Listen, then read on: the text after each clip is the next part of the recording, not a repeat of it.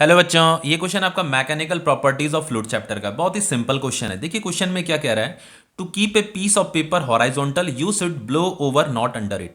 देखो इसका मतलब ये है बच्चों कि किसी भी पीस ऑफ पेपर को हॉराइजॉन्टल रखने के लिए आपको क्या करना पड़ता है कि जो पेपर का जो ऊपर का ओवर मतलब ऊपर का जो टॉप का जो सरफेस होता है ना, वहां पे एयर ब्लो करना पड़ता है। ऐसा करने से क्या होता है, पीस ऑफ पेपर जो है हॉराइजॉन्टल होने लगता है। देखो जैसे मान लीजिए ये पीस ऑफ पेपर है, देखो ये पीस ऑफ पेपर मैंने पकड़ रखा है ना, ऐसे पकड़ा हुआ है। देखो ये पकड़ा तो देखो ये नीचे की तरफ लटक रहा है, ग्रेविटी की वजह से नीचे की तरफ लटक रहा है। आपको दिख रहा होगा ऐसे नीचे लटकते हुए दिख रहा होगा, ठीक है। जैसे ये पीस ऑफ पेपर ऐसे नीचे की तरफ लटक रहा है, क्योंकि नीचे की तरफ क्या है, एक mg फोर्स लग रही है, ग्रेविटी की वजह से वो नीचे की तरफ लटक रहा है। लेकिन वो कह रहा है कि to keep a piece of paper horizontal, अगर मुझे इसे हॉराइजॉन्टल करना है ऐसे ऐसे करके, मतलब इस तरीके से अगर हम चाहते हैं कि ये पेपर ऐसे हॉराइजॉन्टल हो जाए। भाई देखो ग्रेविटी नीचे लग रहा है तो ये तो हॉराइजॉन्टल तो होने से रहा, ये तो नीचे की तरफ लटकेगा।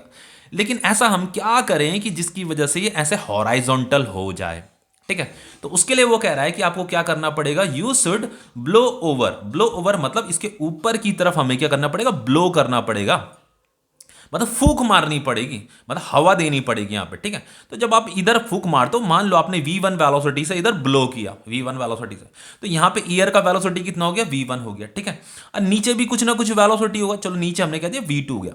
पर देखो स्टार्टिंग में क्या रहा होगा, जितना वेलोसिटी नीचे का रहा होगा स्टार्टिंग में जब हम ब्लो नहीं कर रहे थे उस समय यहां नीचे v2 वेलोसिटी था, ऊपर भी कुछ ना कुछ वेलोसिटी रहा होगा। लेकिन जैसे ही हम यहां ब्लो करते हैं तो मान लो वेलोसिटी कितना हो गया, v1 हो गया, ठीक है।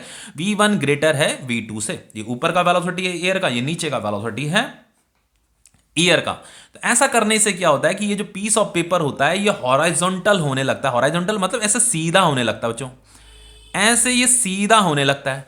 ये जो mg है ना, mg, ये जो mg है, मतलब mg तो इसे नीचे की तरफ खींच रहा था जिसकी वजह से लटक रहा था। इसका मतलब ऊपर की तरफ भी एक फोर्स लगने लग जाती है, ऊपर की तरफ भी एक फोर्स लगने लगती है। अब एक चीज बताइए, ऊपर की तरफ अगर एक फोर्स लग रही है तो किस वजह से लग रही होगी, वो प्रेशर डिफरेंस की वजह से लग रही होगी ना। तो देखो नीचे की तरफ भी एक प्रेशर होता है P2 और ऊपर की तरफ भी एक प्रेशर होता है P1। लेकिन अगर इसे पेपर को अगर ऊपर की तरफ लिफ्ट होना है, हॉराइजॉन्टल होने के लिए उसे ऊपर की तरफ लिफ्ट होना पड़ेगा, तो उसके लिए प्रेशर डिफरेंस का होना जरूरी है। तो यहां पे होता क्या चीज है, ये जो P2 प्रेशर होता है ना नीचे का, ये ग्रेटर हो जाता है P1 से, तभी तो ऊपर की तरफ फोर्स लगेगी। भाई ये जो प्रेशर है, ये प्रेशर नीचे का एयर का जो प्रेशर है वो ऐसे लग रहा होगा इस सरफेस पे, और ऊपर का प्रेशर ऐसे लग रहा होगा इसके सरफेस पे नीचे की तरफ। तो क्योंकि नीचे का प्रेशर ज्यादा हो जाता है ऊपर वाले प्रेशर से, तो ये इस पे नेट फोर्स ऊपर की तरफ लगने लगती है, जिसकी वजह से ऊपर की तरफ ये पेपर लिफ्ट करने लगता है और ये ऐसे हॉराइजॉन्टल हो जाता है। अब होता क्यों है, इसे बर्नौलिस की हेल्प से हम इसे प्रूफ कर सकते हैं, कोई बड़ी बात नहीं है। देखो आंसर में क्या लिखा है, देखो मैंने यहाँ पे वैन, आंसर इतना ही है, बस इतना ही इसका आंसर है, बाकी कुछ नहीं। अगर एग्जाम में आता है इतना ही आंसर आपको लिखना है। When we blow over the paper, जब हम ऊपर की तरफ ब्लो करेंगे किसी वैलो, तो then the velocity of air increases. भाई अगर मैं ऊपर ब्लो करूंगा तो एयर का वेलोसिटी ऊपर क्या कर जाएगा, इंक्रीज कर जाएगा। ब्लो मतलब फूक मारना, ठीक है। तो एयर का वेलोसिटी ऊपर क्या कर जाएगा, इंक्रीज कर जाएगा। अब and hence pressure of air on it decreases according to Bernoulli's. Bernoulli's theorem के अकॉर्डिंग क्या होता है बच्चों, जिस एंड में एयर का वेलोसिटी ज्यादा होता है उस एंड में प्रेशर डिक्रीज हो जाता है। एयर का प्रेशर, प्रेशर ऑफ एयर जो होता है ऑन इट डिक्रीजेस। कहने का मतलब यह है, अगर ऊपर एयर का वेलोसिटी ज्यादा है, फूक मारने से ऊपर एयर का वेलोसिटी ज्यादा हो जाएगा, तो ऊपर v1 है नीचे v2 है, तो ऊपर ग्रेटर, ऊपर वेलोसिटी ज्यादा हो जाएगा एयर का। लेकिन जिस एंड में एयर का वेलोसिटी ज्यादा होता है ना, उस एंड में प्रेशर कम हो जाता है, प्रेशर ड्रॉप कर जाता है। तो ऊपर का प्रेशर हमने जो P1 मान रखा था ना, वो ड्रॉप कर जाता है। प्रेशर क्या कर जाएगा, ड्रॉप कर जाएगा। और नीचे का प्रेशर, मतलब नीचे भी कुछ पहले से ही प्रेशर रहा होगा, लेकिन ऊपर का प्रेशर जो नीचे के प्रेशर से भी ज्यादा ड्रॉप कर जाता है। इसका मतलब यह है कि नीचे का प्रेशर ज्यादा हो गया, तो ये P2 क्या हो जाएगा, ग्रेटर हो जाएगा P1 से। अब देखो इसे हम बर्नौलिस थ्योरम की हेल्प से भी इसे प्रूफ कर सकते हैं, ठीक है। अब देखो प्रेशर डिफरेंस होने की वजह से ऊपर की तरफ एक फोर्स लग रही है, जिसकी वजह से हॉराइजॉन्टल हो जाता है, ठीक है। अब देखो यहां पे बर्नौलिस थ्योरम आपकी ये है। अब देखो this is pressure, this is kinetic energy per unit volume, this is potential energy per unit volume, ठीक है। तो ये मान लो ये ऊपर के सरफेस का वो है, ठीक है, वैल्यू है, ये नीचे का सरफेस का वैल्यू है, ठीक है। अब देखो बच्चों ये तो कैंसिल हो जाएगा, क्यों कैंसिल हो जाएगा, देखो टॉप सरफेस का जो पेपर का जो टॉप सरफेस का पोटेंशियल एनर्जी, पेपर का जो नीचे का जो सरफेस है उसका पोटेंशियल एनर्जी।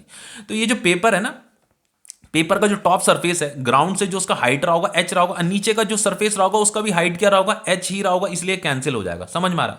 अब देखो, अब हमारे पास ये दो वैल्यू बची। अब देखो V1 ग्रेटर है, तो बच्चों ये जो V1 स्क्वायर डिवाइडेड बाय 2 होगा, ये ग्रेटर होगा V2 स्क्वायर डिवाइडेड बाय 2 से, क्योंकि V1 ग्रेटर है।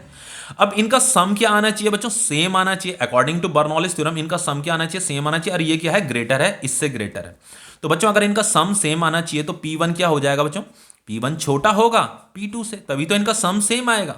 क्योंकि ये क्या है, देखो ये ग्रेटर है और ये छोटा है, ये छोटा है तो ये वैल्यू बड़ी होगी, तभी तो इसके सम के साथ और इसका सम क्या आएगा? सेम आएगा। तो यहां पे P2 क्या हो जाएगा बच्चों? P2 ग्रेटर होगा। अब नीचे प्रेशर अगर ज्यादा है, ऊपर प्रेशर अगर कम है, तो प्रेशर डिफरेंस होने की वजह से ऊपर की तरफ एक नेट फोर्स लगेगी जो इस mg को क्या करेगी? बैलेंस करेगी। इसीलिए क्या हो रहा है? क्या हो रहा है? ऊपर की तरफ लिफ्ट हो रहा है, ऐसे हॉराइजॉन्टल हो जाता है, इसीलिए ऊपर की तरफ क्या माननी पड़ती है? एयर ब्लो करनी पड़ती है। ठीक है, तो इतना याद रखिए, जिस एंड में एयर का वेलोसिटी ज्यादा होगा वहां प्रेशर क्या हो जाता है? ड्रॉप कर जाता है। प्रेशर क्या हो जाता है? ड्रॉप हो जाता है। बस इतना ही आपको लिखना है, यही लाइन आपको आंसर में लिखनी है, बाकी कुछ नहीं करनी।